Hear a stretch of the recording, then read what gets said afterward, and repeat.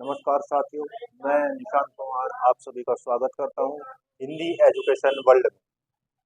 जैसा कि आप सभी को पता हुआ है कि सीटेट 2024 का एग्ज़ाम जो जुलाई में होने वाला है कंडक्ट, उसकी डेट भी आ गई है 7 तारीख और उसी की प्रिपरेशन में हम लगे भी हुए हैं।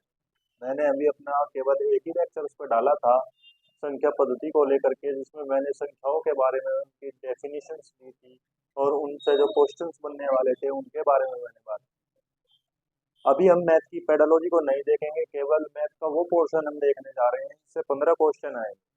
15 क्वेश्चन एक एग्जाम के लिए बहुत बहुत अपनी एक अलग में भूमिका निभाते हैं। तो हम आज उन्हीं 15 क्वेश्चंस को लेकर के चलेंगे और उनमें से जो आज का सेशन है उन 15 क्वेश्चनों में से आज के सेशन से आपको 2 या 3 क्वेश्चन आपको मिल जाएंगे, क्योंकि सीटेट के मैथ सिलेबस में जो संख्या पद्धति का चैप्टर है ये सबसे ज़्यादा नंबर्स देकर के जाने वाला चैप्टर अपना है। तो हम आज शुरुआत करेंगे स्थानीय मान जातीय मान से और आज हम अपने टॉपिक को लेकर के चलेंगे विभाज्यता के नियमों की ओर भी।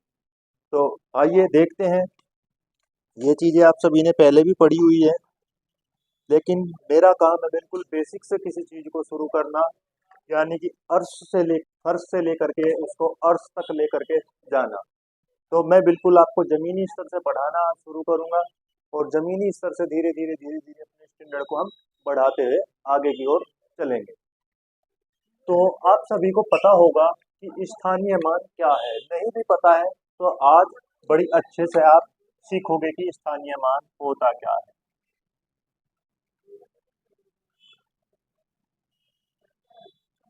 मैंने 4 संख्याएं लिखी हैं।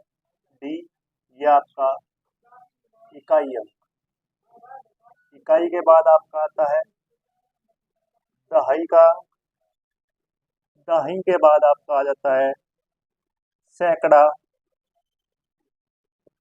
और सैकड़े के बाद आपका आता है हजार। ठीक है, किसी भी संख्या को हम पढ़ने के लिए क्या यूज करते हैं, जैसे सपोज कीजिए मैंने यहाँ पे लिख दिया है और अगर आपको इसको पढ़ना है तो आप क्या पढ़ोगे, इसको आप इसको पढ़ोगे 4902। क्यों? क्योंकि इकाई का अंक क्या है, 2 है, दहाई के अंक पे 0 है और सैकड़े के स्थान पर यहाँ पे आपको 9 दिख रहा है और हजार के स्थान पर आपको 4 दिख रहा है। तो हम क्या पढ़ेंगे, इसको 4902। हम इधर और भी आगे जा सकते हैं, इकाई, दहाई, सैकड़ा, हजार, 10,000, लाख, 10 लाख, करोड़, 10 करोड़। ठीक है, बहुत सारी संख्याएं हैं, आगे बढ़ते हैं हम चले जाएंगे उनमें, लेकिन फिलहाल हम बात करेंगे बेसिक की। बेसिक की हम बात करेंगे। अगर मैं इसी संख्या की बात करूं तो इसी संख्या से मैं आपको स्थानीय मान दिखाने जा रहा हूं। स्थानीय मान 4902 हमारे पास संख्या है। अब यहाँ पे दो दो जिस स्थान पे है इसको इकाई का अंक कहते हैं, तो इसका स्थानीय मान क्या होगा, 2 ही होगा। क्योंकि आपने बचपन में पढ़ा होगा 1 इकाई, 2 इकाई, 3 इकाई, 4 इकाई। ठीक है, लेकिन अगर हम बात करें जीरो की, जीरो की जीरो किस स्थान पे है आपका, दहाई के, तो 0 मल्टीप्लाई 10 इक्वल 0। अब उसके बाद हम बात करते हैं 9 की। 9 किस स्थान पे है आपका, इकाई, दहाई, सैकड़ा, तो यहाँ पे हम 100 से मल्टीप्लाई करेंगे और 9 की स्थानीय मान कितना आया है आपका, 900। ठीक इसी तरीके से 4 का स्थानीय मान कितना आ जाएगा आपका, 4 का स्थानीय मान आपका हो जाएगा 4000। 4000। यहीं पे मैं आपको एक बड़ी अलग सी विचित्र सी बात बताने वाला हूँ, तो ध्यान पूर्वक देखना। संख्या अपनी जो की तो है 4902, लेकिन अब की बार में इसमें 0.37 और लिख दिया है, 0.37 मैंने इसमें और ऐड कर दिया है। और अगर अब मैं आपसे कहूं कि यहाँ पर 3 का स्थानीय मान कितना है, अगर मैं अब आपसे कहूं कि यहाँ पर 3 का स्थानीय मान कितना है, तो आप जर्नली क्या देखते हो कि कोई भी अंक है, अंक के बाद जितने अंक बचे हुए हैं इतनी आपने जीरो लगा दी, आपको क्या मिल गया, स्थानीय मान मिल गया। लेकिन मैं बात कर रहा हूँ पॉइंट के बाद की। अगर पॉइंट के बाद में मैं आपसे 3 की प्लेस वैल्यू पूछ रहा हूँ, 3 का स्थानीय मान पूछ रहा हूँ, 3 का स्थानीय मान मैं आपसे पूछ रहा हूँ, तो आप क्या करोगे कि 3 का स्थानीय मान 3 है? नहीं। देखो, आप इस पॉइंट को एक दीवार समझ लीजिए, एक दीवार समझ लीजिए, और इस पॉइंट से इस तरफ क्या हो गया आपका? इंडिया। और इस दीवार के दूसरी तरफ आपका क्या हो गया? पाकिस्तान। ठीक है। अब अगर हम बात इंडिया वाले अंकों की करेंगे, तो इंडिया वाले अंकों में डायरेक्ट इतनी ही जीरो बाद में आ जाएगी। लेकिन अगर हम बात पाकिस्तान वाले अंकों की करेंगे, यानी कि पॉइंट के बाद के अंकों की बात हम करेंगे, तो 3 का स्थानीय मान कितना होगा? यहाँ से 3 का स्थानीय मान देखो, 3 तो ऐसा का ऐसा ही आ गया, और 3 के अपोन में जिस पॉइंट के जितने बाद वो अंक है इतने ही डिजिट आ जाएगी। 3 का हो गया। 7 का स्थानीय मान क्या होगा? 7 का स्थानीय मान होगा 7/100। समझ में आया? उम्मीद करता हूं कि आप सभी के अच्छे से समझ में आया होगा। पॉइंट के बाद जो भी डिजिट आपको मिले, देख लेना पॉइंट से कितनी दूरी पर वो है। जितनी दूरी पर वो होगा, एक के साथ उतनी ही जीरो उसके अपोन में आ जाएगी। अब यहाँ से क्वेश्चन किस तरीके के पूछता है, सी सेट में यहाँ से क्वेश्चन किस तरीके के पूछे जाते हैं मैं आपको वो बताता हूँ। जैसे आपके सामने यही संख्या लिखी हुई है, और इसी संख्या से चलो मैं आपसे क्वेश्चन बना लेता हूँ। निम्नलिखित संख्या में से 2 व 3 के स्थानीय मान का योगफल ज्ञात कीजिए। 2 व 3 के स्थानीय मान का योगफल ज्ञात कीजिए। तो 2 किस स्थान पे है आपका? इकाई के अंक। इकाई का अंक क्या है आपका? 2। और पॉइंट के बाद पहला अंक कौन सा है? 3। तो जैसे ही हम 2 को देखेंगे, तो 2 का स्थानीय मान कितना आया था? 2। 3 का स्थानीय मान कितना आया था? 3/10। तो दोनों का योग कितना होगा? 2 + 3/10। और जब भी ऐसी चीजें हो, तो 10 आपका क्या आ गया? लेस है। चलो लेस के कॉन्सेप्ट को बंद कर लीजिए थोड़ी देर के लिए। आपको यहाँ पे भी 10 बनाना है, तो यहाँ पे 10 से नीचे भाग करोगे तो ऊपर भी गुना करनी पड़ेगी। ये 20 + 3 आपका कितना हो गया? ये हो गया आपका 23/10। योग आपको पता चल गया। अगर यहाँ से आपसे दूसरा क्वेश्चन बनवा लिया जाए कि इस संख्या के 9 व 7 के स्थानीय मान का अंतर ज्ञात कीजिए। 9 व 7 के स्थानीय मान का अंतर ज्ञात कीजिए। 9 का स्थानीय मान कितना है? 900। 7 का स्थानीय मान कितना है? 7/100। तो अपॉन में आपका 100 आ गया। ये कितना हो गया आपका?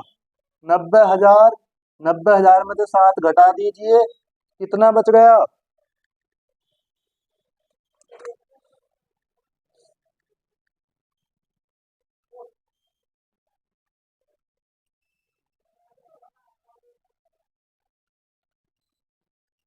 89,993/100।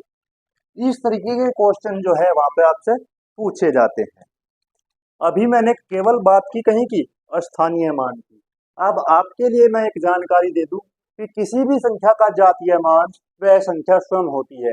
जैसे अगर आपसे पूछा जाए कि 4902 में 9 का जातीय मान कितना है, तो 9 का जातीय मान 9 ही होगा, एज इट इज।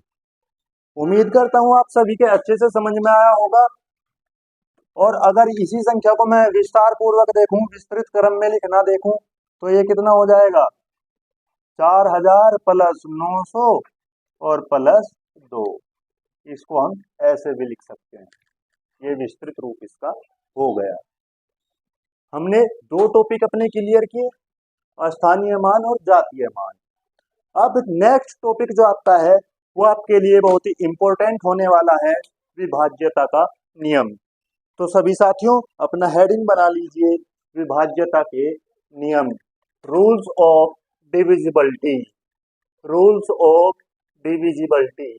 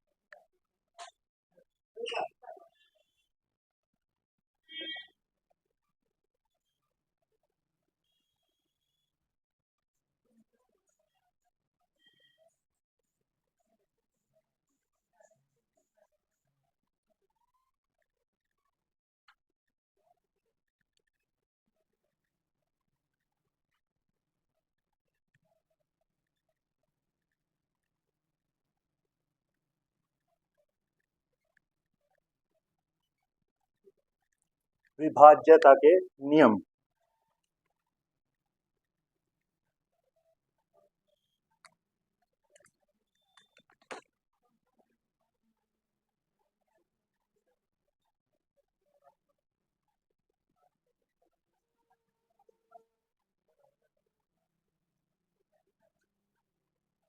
विभाज्यता के नियम आपका हेडिंग हो गया। अब हम सबसे पहले देखेंगे दो की विभाज्यता, divisibility of two, divisibility of two, दो की विभाज्यता।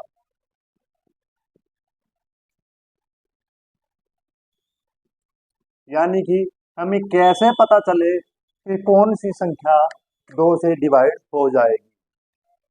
पहचान, ध्यान से सुनना, जिन संख्याओं का अंतिम अंक यानी कि इकाई का अंक दो से विभाजित हो जाता हो, जिन संख्याओं का अंतिम अंक यानी कि इकाई का अंक दो से विभाजित हो जाता हो, वे सभी संख्या दो से विभाज्य है।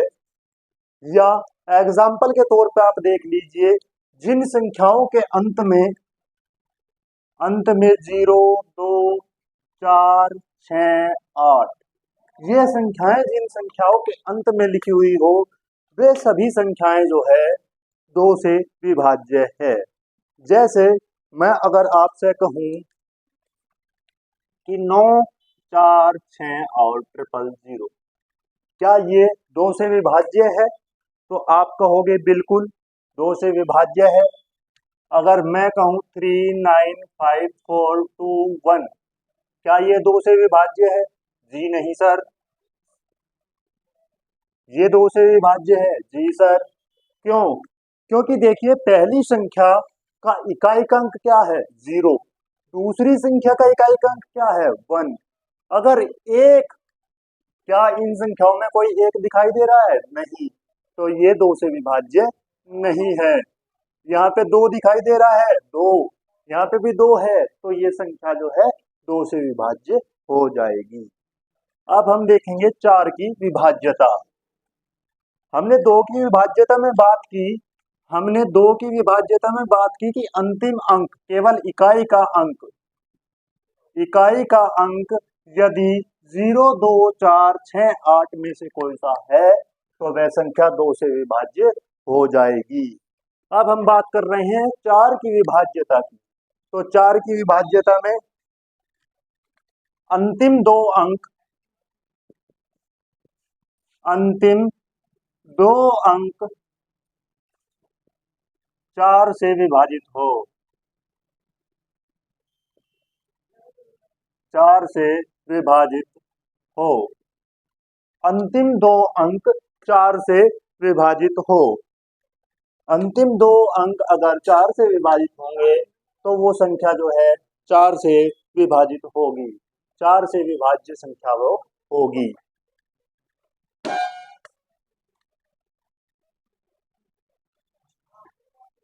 एग्जाम्पल के लिए देख लीजिए आप,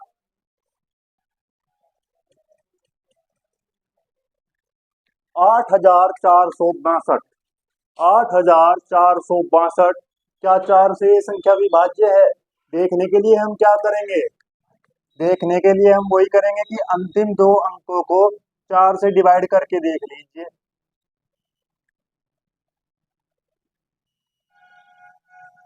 यहाँ पे क्या बच गया? दो शेष बच गया।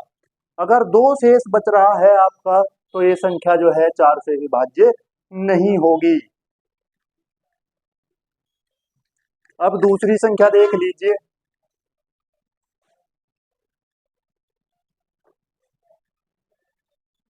ये संख्या भी आपकी जो है 4 से विभाज्य नहीं होगी, क्योंकि अंतिम दो अंक कितने हैं? 14। अंतिम दो अंक कितने हैं? 14। तो ये संख्या आपकी 4 से विभाज्य नहीं होगी।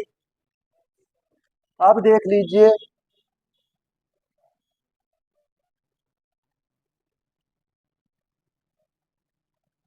ये संख्या बाद में क्या आया हुआ है? 88। 4 से डिवाइड करो तो ये 4 से पूरा का पूरा कैंसिल हो जाएगा। ठीक है, 22 बार। तो ये संख्या जो है आपकी 4 से विभाज्य है। तो 4 की विभाज्यता देखने के लिए हमें किसी भी संख्या के अंतिम दो अंकों को 4 से विभाजित करके देखना है, 4 से भाग दे करके देखना है। अगर अंतिम दो अंक 4 से भाग देने पर पूरे पूरे कट जाते हैं, तो वह संख्या पूरी की पूरी 4 से विभाजित होगी। पूरी की पूरी संख्या 4 से विभाजित होगी। हमने 2 की विभाज्यता देख ली, हमने 4 की विभाज्यता देख ली। अब हम देखेंगे 8 की विभाज्यता। 8 की विभाज्यता। आप कहोगे सर बीच में आपने 3 छोड़ दिया, 5 छोड़ दिया, 6 छोड़ दिया, 7 छोड़ दिया, आप क्या कर रहे हो? लेकिन मैं आपके याद रह जाए उस क्रम से आपको विभाज्यता पढ़ा रहा हूं, क्योंकि जब मैंने 2 की विभाज्यता पढ़ाई तो हमने केवल इकाई के अंक को देखा। जब मैंने 4 की विभाज्यता के बारे में बात की तो अंतिम दो अंकों को देखा। अब हम 8 की विभाज्यता की बात कर रहे हैं तो अंतिम 3 अंकों को देखेंगे। अंतिम 3 अंक, अंतिम 3 अंक 8 से विभाजित हो।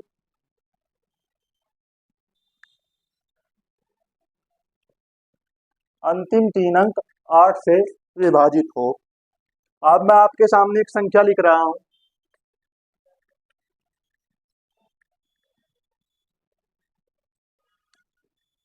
काफी बड़ी संख्या है, और अगर मैं आपसे पूछ लूं कि क्या ये संख्या 8 से विभाजित है, तो हमें क्या करना है? हमें केवल 128 को देखना है। हमें केवल 128 को देखना है 8 से डिवाइड कर कर। 8 एकन 8, 4 बच गए, ये हो गया 48। 8 छंग 48, पूरा पूरा कट गया। अब जब 128 8 से पूरा पूरा कट गया, तो ये पूरी संख्या अपने आप ही जो है 8 से विभाजित होगी। अगर मैं कहूं आपसे क्या ये संख्या जो है 8 से विभाजित होगी, क्या ये संख्या 8 से विभाजित होगी? अब आप कहोगे कि सर आपने कहा था कि अंतिम 3 अंक देखिए, यहाँ पे अंतिम 3 अंक है 3 जीरो। अब जीरो को हम 8 से कैसे भाग दें? तो बच्चों घबराना नहीं है, साथियों घबराना नहीं है। ये कर लीजिए आप, जहां ऐसी सिचुएशन मिले वहां पर 1 लगा लीजिए। 8 एकन 8, 2 बच गया, जीरो उतार ली। 8 दूनी 16, 4 बच गया, जीरो उतार ली। 8 पंजे 40, पूरा का पूरा कट गया, पूरा का पूरा आपका कैंसिल हो गया। तो ये संख्या भी आपकी 8 से विभाजित है। अब इसी तरीके से 16 की विभाज्यता का नियम भी है, लेकिन आपको 8 तक याद रखना है। जैसे मैं 2 4 8 16 की बात कर रहा हूँ, इधर 1 2 3, तो 16 में अंतिम 4 अंकों को 16 से विभाजित करके देख लीजिएगा। ठीक है, अब रही आपकी 3 5 7 सात का वैसे कोई बेसिक रूल नहीं होता, ना ही सात जो है आपसे एग्जाम में पूछा जाता है। ठीक है, 9 आपका इम्पोर्टेंट है, 11 आपका इम्पोर्टेंट है। तो उनके बारे में मैं आपको नेक्स्ट सेशन में बताऊंगा, यानी कि कल बताऊंगा। अगर इनसे जुड़ा हुआ किसी भी साथी का कोई सवाल आपका बनता है तो आप जरूर पूछिए कमेंट बॉक्स में। अगर आपको क्लास अच्छी लगी है तो एक अपने थंब के साथ मेरा भी मनोबल बढ़ाने का प्रयास कीजिए। धन्यवाद साथी।